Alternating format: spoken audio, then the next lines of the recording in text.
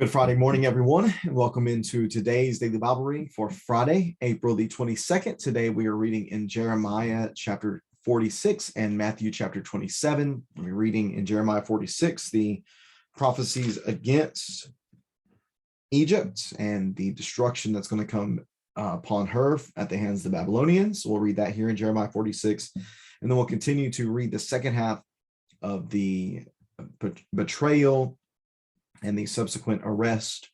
We're going to look at the trial, if you can call it the trial of Jesus, and then his crucifixion in Matthew chapter 27. Hope that you've had a great week. Appreciate you tuning in today as we continue making our way through God's word, reading through the prophets this year, as well as through the New Testament. Again, thanks so much for tuning in.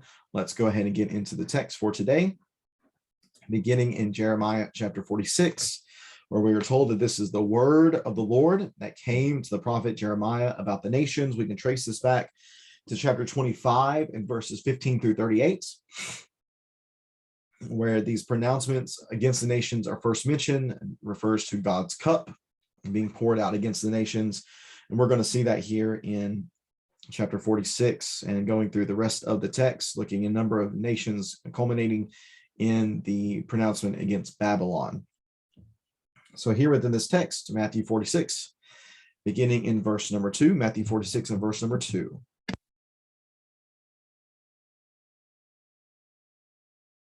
Matthew 6, verse 42, about Egypt and the army of Pharaoh Necho, Egypt's king, which was defeated at Carchemish on the Euphrates River by King Nebuchadnezzar of Babylon in the 4th year of Judah's king Jehoiakim, son of Josiah. We're looking at about 605 BC.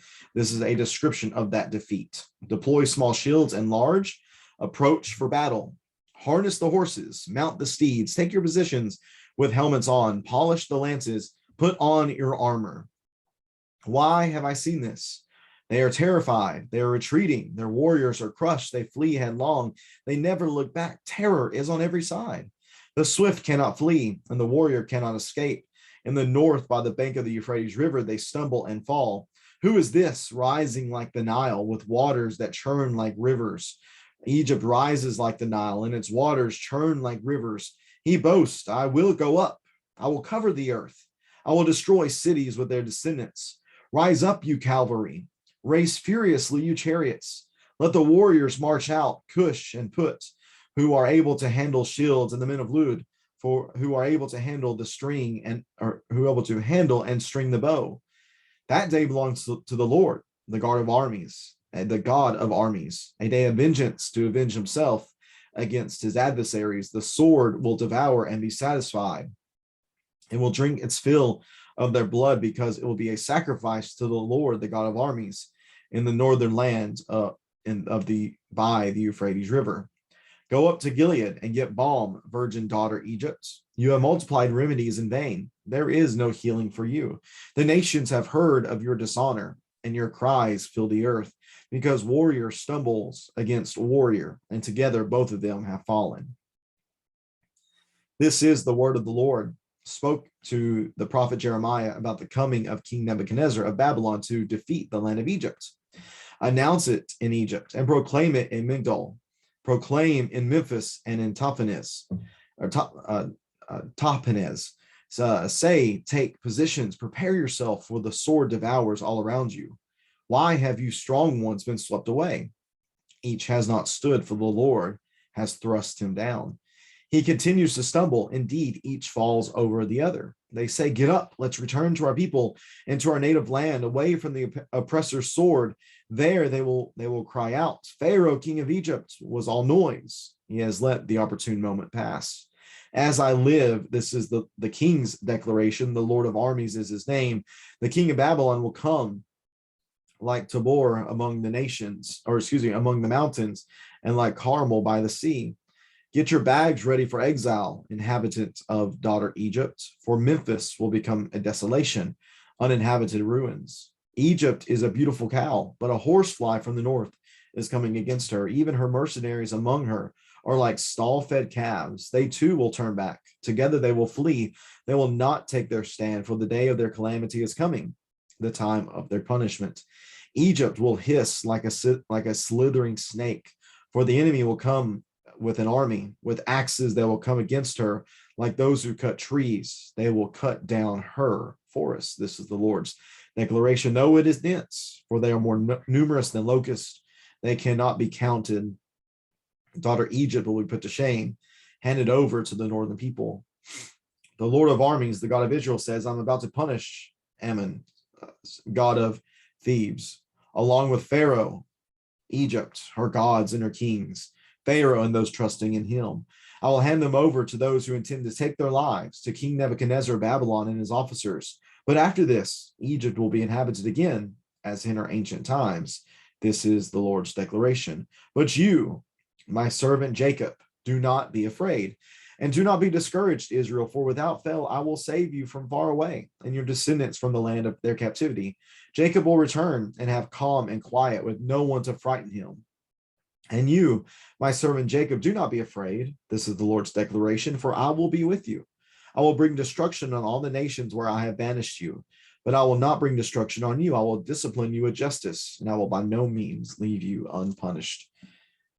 Jeremiah chapter 46. Again, this talks about the original defeat of Egypt by the Babylonians at Carchemish in the year 605. And it says that Egypt comes, makes it look like they're the strong, that they are a representation of the strong, mighty Nile, that they come up and they look so fierce and so strong, and yet they were just wiped out at Carchemish.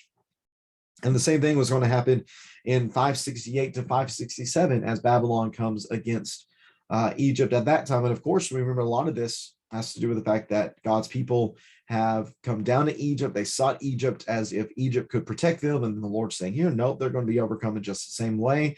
And yet there's always a little bit of hope. And a little bit of hope is what is found in chapter 44 and verse 14, that a few fugitives would return to Israel.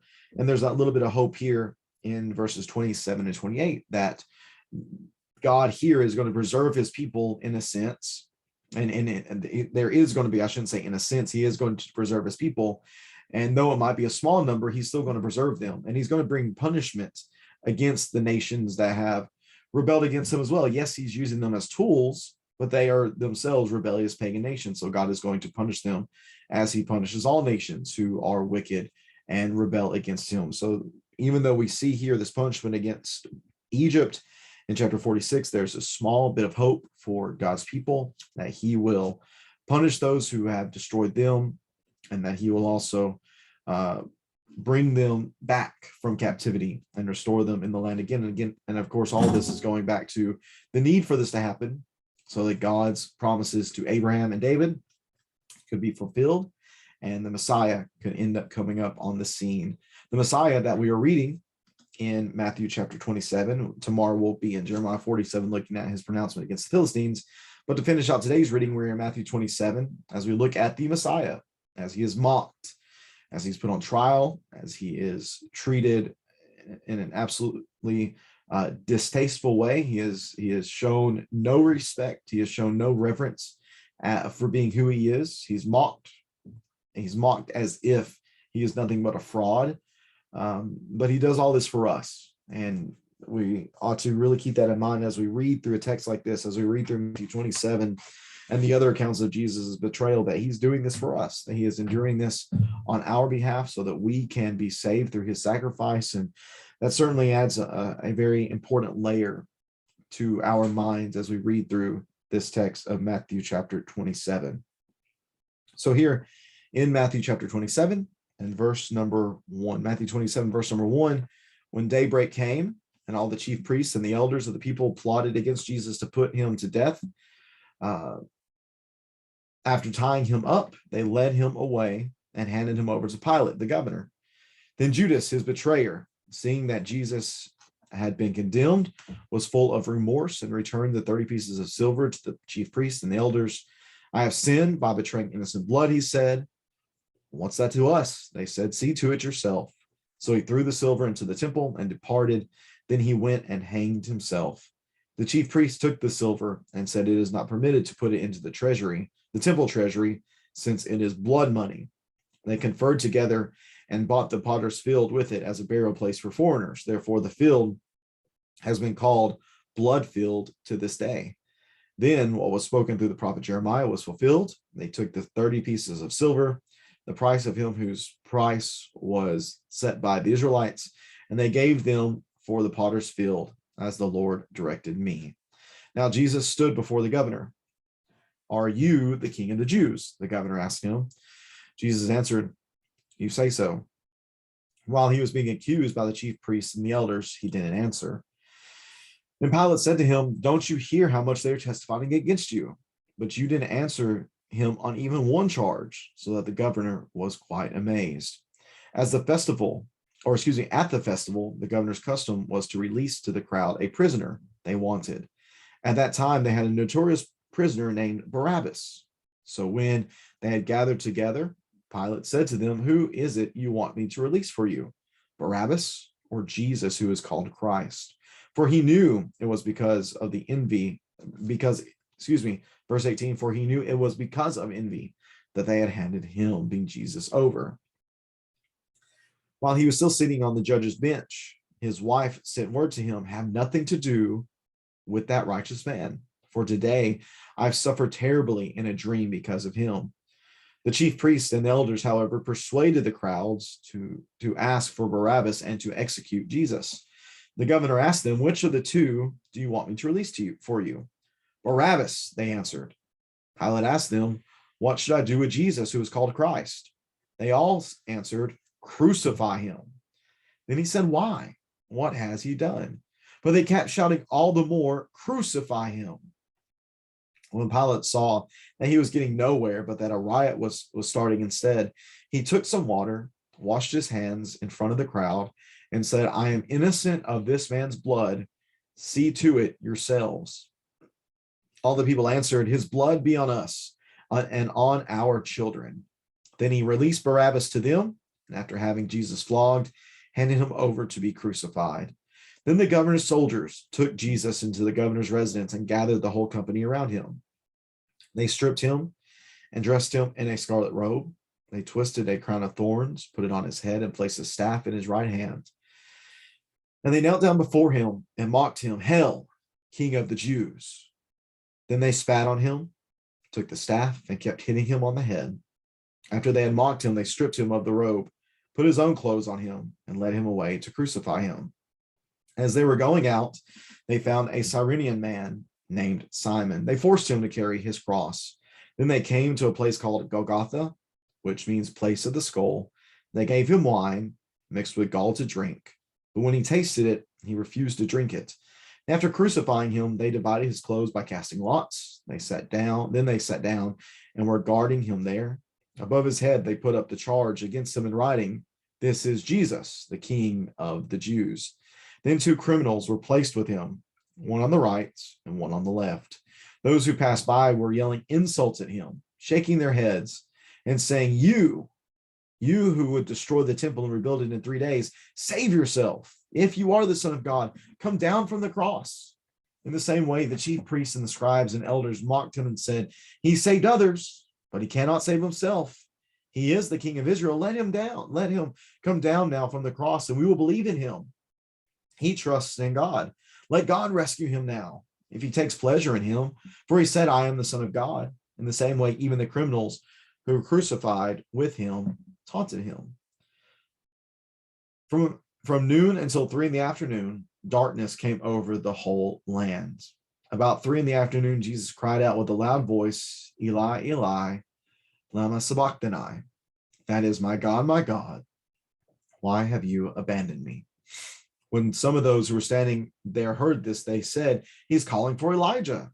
Immediately, one of them ran and got a sponge, filled it with sour wine, put it on a stick, and offered him a drink. But the rest said, see if Elijah comes to save him. But Jesus cried out with a loud voice and gave up his spirit. Suddenly, the curtain of the sanctuary was torn in two from top to bottom. The earth quaked and the rocks were split. The tombs were also opened, and many bodies of the saints who had fallen asleep were raised, and they came out of the tombs after his resurrection, entering the holy city, and appeared to many. When the centurion and those with him who were keeping watch over Jesus saw the earthquake and the things that had happened, they were terrified and said, truly, this man was the Son of God. Many who had followed Jesus from Galilee and looked after him were there, watching from a distance. Among them were Mary Magdalene, Mary, the mother of James and Joseph, and the mother of Zebedee's sons. When it was evening, a rich man from Arimathea named Joseph came, who himself had also become a disciple of Jesus. He approached Pilate and asked for Jesus' body. Then Pilate ordered that it be released. So Joseph took the body, wrapped it in clean, fine linen, and placed it in his new tomb, which he had cut into the rock. He left after rolling a great stone against the entrance of the tomb. Mary Magdalene and the other Mary were seated there facing the tomb.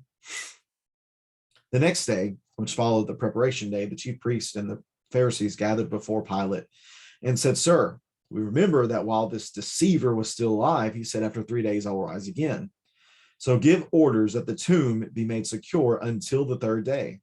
Otherwise, his disciples may come, steal him, and tell the people he has been raised from the dead, and the last deception will be worse than the first." "You have a guard of soldiers," Pilate told them. "Go and make it as secure as you know." They went and secured the tomb by setting a seal on the tomb, or by setting a seal on the stone and placing the guard. Matthew chapter 27. And it's just difficult to read this text, to know that Jesus was going through this, and to know that he was doing this for us. And yeah, it brings to my mind the text of Hebrews that we'll read later on in the year, where it talks about whenever we sin, we crucify again the Son of God, that we are putting him to death and making his sacrifice as if it was nothing. And it makes me think of this text right here, where they took who was truly the king and they made a mockery of it. And that makes me think of for me in my life, whenever I'm not willing to honor Jesus as king through faithful living, when I'm not willing to submit to him in all things, then I am in a sense doing this. I am putting on him a scarlet robe, a crown of thorns, a staff, and I'm mocking Jesus as king. I'm not truly acknowledging him as king. I'm just mocking him as such. And that is something that I certainly don't want to do. And I would feel pretty confident saying that's something that you don't want to do either. So today, whenever we face various temptations, when we face decisions where we can either choose to do things Jesus's way or do things a different way, what we have here is a reminder that if we're not doing things Jesus's way, then we are no different than those soldiers here who mock Jesus as king. We're not really revering him as king. We're not really honoring him as such. We're not living in such a way that shows our belief that he is truly king. So may we today make good decisions which brings honor to our king. May we revere him as the true king, as our Lord, and submit to him well in every respect, so that we are not mocking him in a way, and so that we're not crucifying him again through poor decision making. May we remember what Jesus went through and allow that to be enough. Thanks so much, though, for tuning in today for our reading. Tough reading here in Matthew 27, but it's a good reading to read as often as we can. It's a good reminder of what Jesus did for us. Hope you have a great rest of your Friday. Looking forward to reading with you through the weekend as well. Tomorrow we will be in Jeremiah 47 and Matthew chapter 28. And then we'll actually be done with Matthew 28. And I do not know what the next reading will be. I should have checked that out beforehand. Let me see if I can pull up real fast so I can see where we're going to be after we get done with Matthew. Let's see, after we get done with Matthew, we will be in, let's see. We'll be in 1 Peter. All right, so we're going to be reading through 1 Peter on the 24th.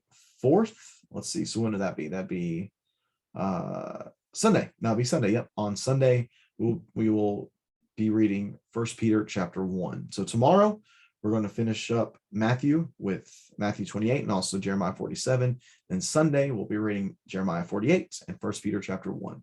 Again, thanks so much for tuning in. Hope you have a great rest of your day. and looking forward to reading with you again tomorrow. Take care and God bless.